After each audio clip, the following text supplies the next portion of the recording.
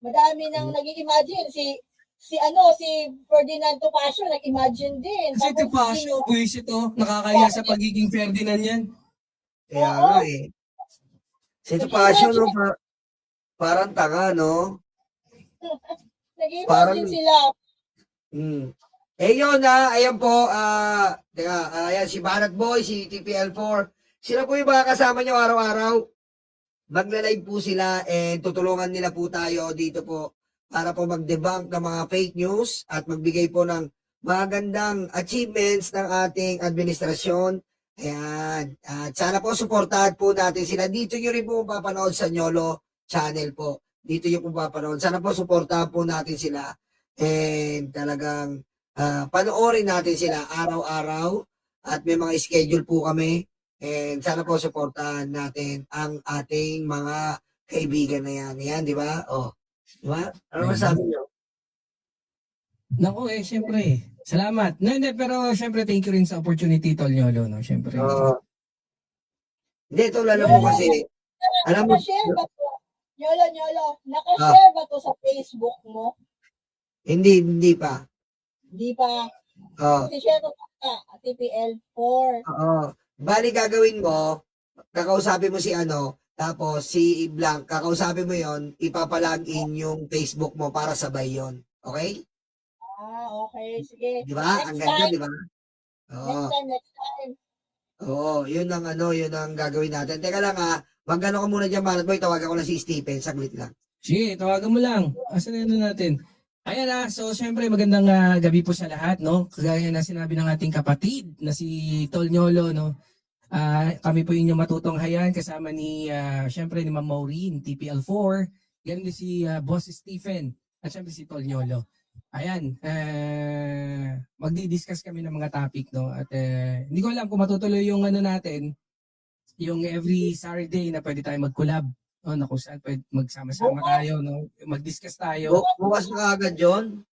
Sige, ito try natin. Bukas. Hindi, igigising na natin agad si si Secretary Gadon Kinausap ko na. Joke lang. Alam mo ito pangarap ko lang to nun Dati kasi, alam mo yung pangarap ko, nung vlogger ako, nagsisimula ako sana masama ako sa mga sa mga, yung may maraming mga vlogger, magkasama-sama ako, mapasama ako. Ayun ang pangarap ko dati. Tapos nagawa ko na. Ngayon, iniisip ko naman, gusto ko naman ngayon mangikayat. Alam mo yon, hindi ko naman sinasabing mataas na ako, pre ate hindi ko naman sinasabing nandun na ako sa tuktok. Hindi Gago, na ako. mataas ka na. Hindi ko siniisip yun. Barbie to 30 ka na Hindi ko iniisip yun. Ang gusto ko, kumbaga gusto ko naman ngayon na, ayan, katulad nyo, di ba? And thank you talaga, Tola. Thank you. Ate, sana mapilit mo si Ate, kilala mo na, si Kuya Benji. Pinilit mo ba? Pinilit mo na. Hindi ko pa nakakausap si Tito Benji kasi busy rin ako kanina. So, kung sabi, may lakad kasi ako, hindi ko pa siya na-PM. Pero nag-team kami kanina morning. Ito naman, hindi naman to kumbaga, parang nagla-live din kayo sa inyo, di ba? Parang ganun din, di ba? Mag-sample na tayo. Ano masasabi nyo dito? Si Steve, nasa na? Teka lang, hindi nga sumasagot Ano masasabi nyo dito kay Jinggoy? Bakit ba ganon na parang dumadami po ang manyakis ngayon? Ay, hindi ko na-isama si Jinggoy kanina. Ba't ganon? Ano bang problema? Teka, hanapin ko. Sige, dyan muna kayo. Ano ba't ganon? Kanina, nag-post ako Ma'am Maureen, no, kanina. Diba yung mga collection ng mga manyakol, diba? Starting from Robin, na kung saan, ano ba yung pagkakasabi ni Robin Padilla? Yung urge niya, yung in-heat, diba? Tapos sumunod, ito na naman, yung pinaka-latest kay Suntay, na kung saan, na-imagine, napapikit pa diba? Gumagano pa sumusenyos pa ng kanyod Nag-iinit ako, nag-iinit. Oo, may mga hand gesture pa And then, nagulat ako dahil itong si Topacio, out of nowhere, biglang pinagtanggol, tapos hindi lang pinagtanggol Binanata niya si Jasmine na yung comment niya medyo sexist yung niya, datingan, di ba? mga artista nagdadamit ng malaswa para magpa ano daw, 'di ba? Magpapansin, Ano, magpabastos, parang gano'n, 'di ba? Mm. ang dating Ulo is, talaga to si si Topacio, ang tawag dyan is victim blaming. Yung bigla mm. pa yung may kasalanan. Alam naman natin sa showbiz, syempre may mga, yun nga, si Sexy, ay hindi naman, yung asa babae, gusto Mm. ko, meron akong karapatan magsuot ng kahit anong gusto kong suotin. Diba? Tama. Oo. Oo. Tama. Hindi ko responsibilidad yung yung ibang tao kung anong tingin, kung anong pananamit ko.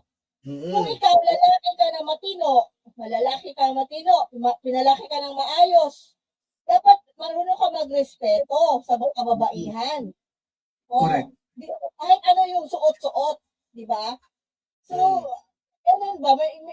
Hindi ko ata, hindi, meron sila, hindi, para bang lumalabas na pinaglalaban pa nila ni Topacio yung dapat yung impure thoughts ng mga kalalakihan Oo. okay lang maipakita publiko nila.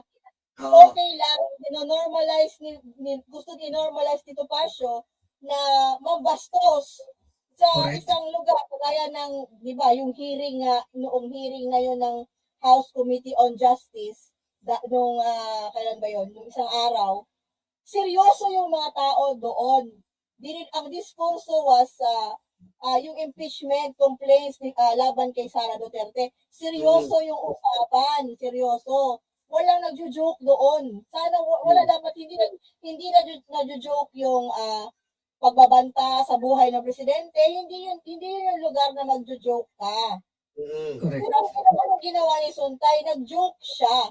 At hindi lang, sana tumigil na siya doon sa pag-i-imagine. Yung sinabi niya na, kahit mag-imagine ka, hindi kriminal. Oh yes, given kung imagination, hindi kriminal. Mm. Pero ilagyan niya ng personal niya na anecdote na bastos. Oo. Correct. Yun nga eh. Ito nga yung kay Suntay, ito, mapakita ko sa inyo yung kay Suntay, para maliwanawan po ang ano ba ibig parating ni Bong Suntay? Na nalilibugan siya kay Miss Ann Curtis? Tama ba? How about kay Dominic Roque? Ano na-imagine niya? Or may nare-reminisce siya? Just asking, nagtatanong lang, libel na ba yon? Sabi ni Gasa. Kasi nga, eto si Suntay dati po, nai-issue yan as clean fuel kay Dominic Roque. Ayan po. Tinanong ko rin yan sa page ko. Oh. Kung bakit si kay Ann Curtis siya naiinitan, nag-iinit. Oo. Si Dominic okay pala, hindi siya naiinitan. So, Oo. kanino ba talaga siya naiinitan? Ganon. Kaya nga eh.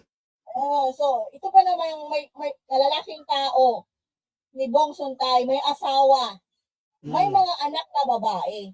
Oo. Tapos ganon. Alam Oo nga, naman no? nagpa-interview si Bong Suntay sa Bilyonaryo at sabi niya, okay lang daw sa kanyang asawa na tumawa-tawa lang daw yung asawa niya doon sinabi niya about kay Ann Curtis. Sinungaling eh.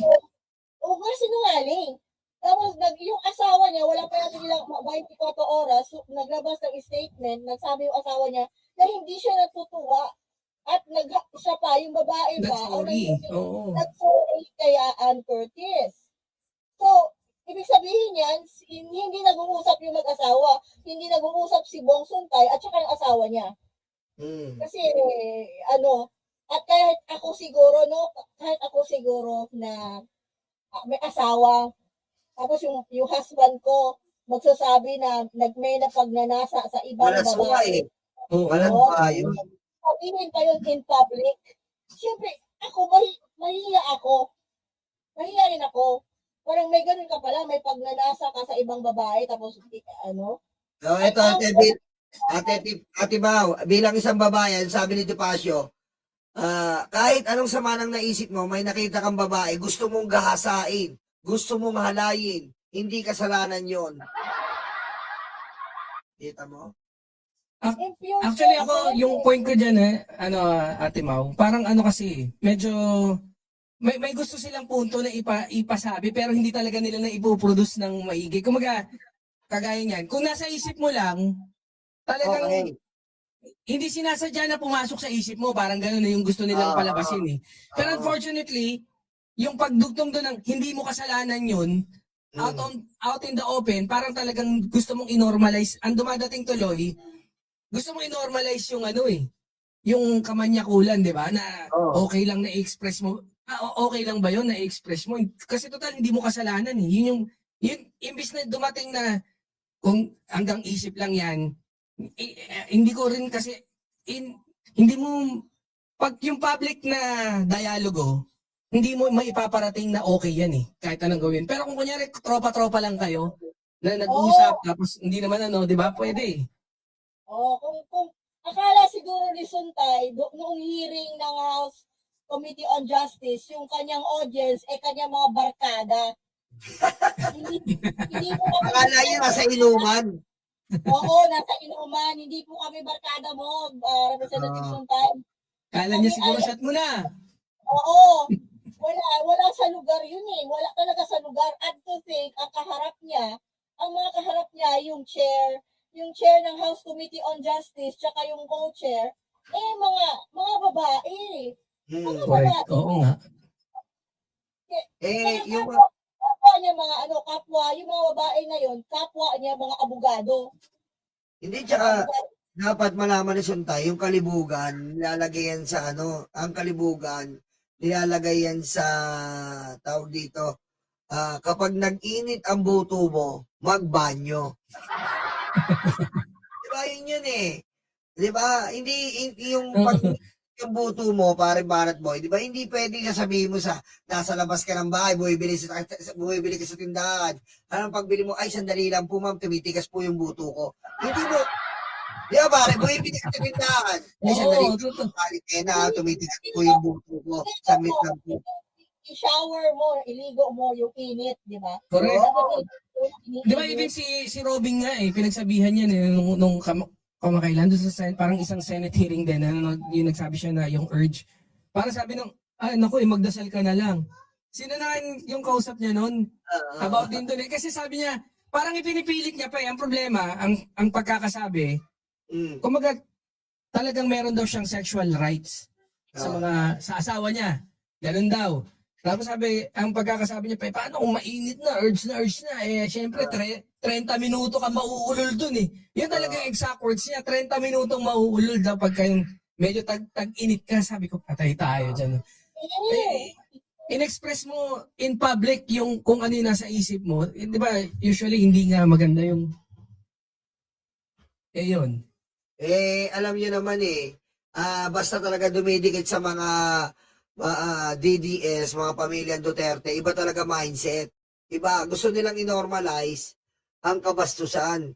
Gusto nilang yung moralidad, kalimutan natin. Hindi po kasi pwedeng ganon.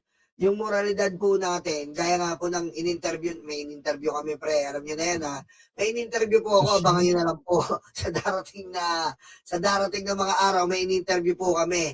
Malalaman niyo po hindi po natin kailangan i-normalize ang kabastusan. Hindi po natin kailangan i-forget ang moralidad. Tandaan po natin yan. Ibalik natin ang talagang pag-uugali ng normal na tao na may kahihiyan, disente. Ibalik natin yung disente. Ibalik natin sa sarili natin yon.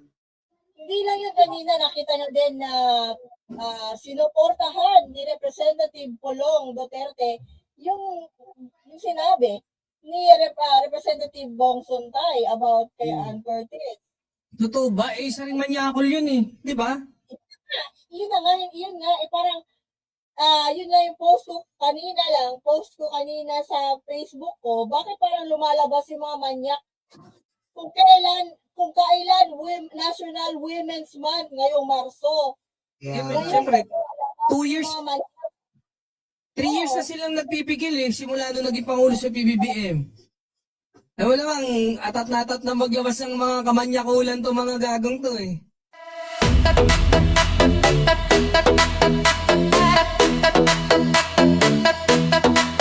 Takot na ang mga aso, dumaraki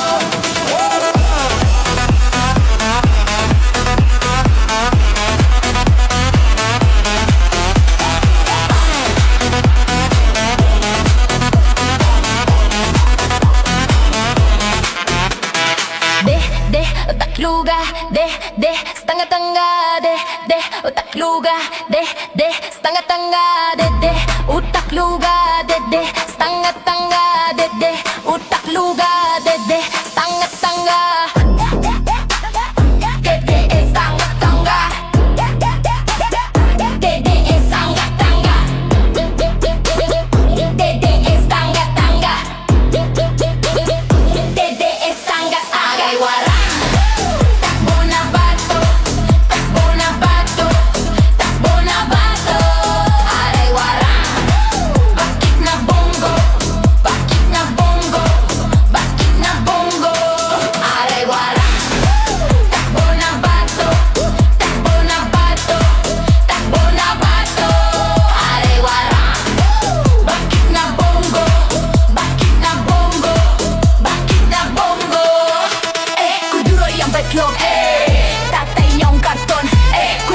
Betlog, tatay yung karton, kuduro yung betlog, tatay yung karton, kuduro yung betlog, tatay yung karton.